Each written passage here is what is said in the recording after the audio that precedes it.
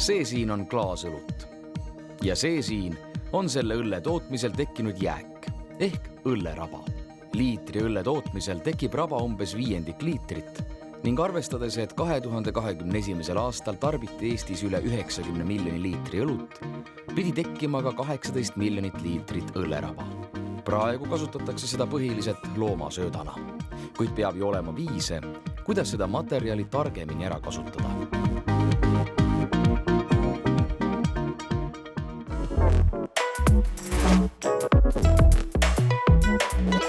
Tähelepanu, tegemist on teadusega.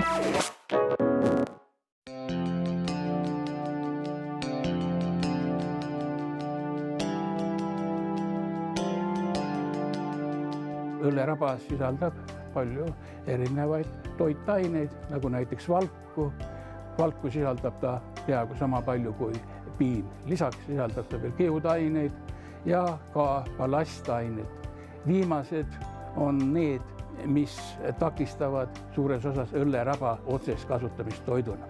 Meie üritame väärindada õlleraba sellisel moel, et õlleraba pärast selle peal seente kasvatamist oleks võimalik kasutada otse toiduna. Näiteks valmistada hamburgereid, panna õlleraba nagu seened otse pannile, sest et õlleraba sisaldab palju kiudaineid ja see on vägagi tervislik. Selleks, et need õlleraba toiduna tarbimist segavad kiud ja ballastained aga lagundada ning luua niinimetatud seeneraba, tulevad antud juhul appi austerservikud. Me kasvatame seeneniidistikku. Sellest seeneniidistikust on võimalik välja kasvatada ka päris seeni või teine võimalus on, et võtta see seeneniidistik ja see siis panna sisuliselt otse pannile ja kasutada otse söögiks. See tegelikult väikeses mahus ketritasside peal meil ka õnnestub, kuid probleemid algavad siis, kui küsimus ei ole mitte 10 grammides, vaid on 100 kilogrammides. Me peame lahendama väga mitmeid teaduslik-tehnilisi probleeme. Teaduskeeles nimetatakse tehtavat protsessi tahkefaasi fermentatsiooniks. Kui näiteks õlut või veini saadakse vedeliku fermenteerimisel, siis tahke materjali mikroorganismidele järada andmisel võib tekkida palju soovimatuid tagajärgi, kuna erinevates õlleraba punktides võib tekkida väga suuri erinevusi temperatuuris, pH-s ja paljudes muudes näitajates. Kõigele lisaks on kerge tekkima ülekuumenemine, kuna fermentatsiooni käigus tekkiv soojus ei saa piisavalt kiiresti hajuda.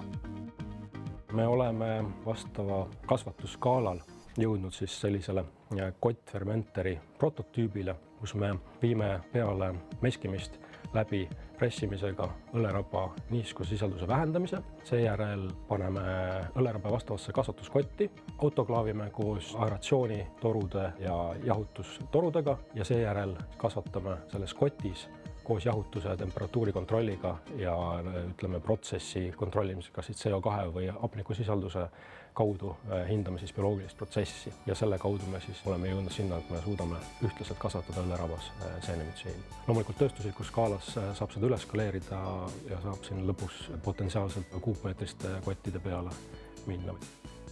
Kuid õlleraba on alles algus ning sellele lisaks saab fermenteerides väärindada muidki toidujäänuseid, aganatest mahla pressimise jääkideni ning rakendusi võib leida seinast seina.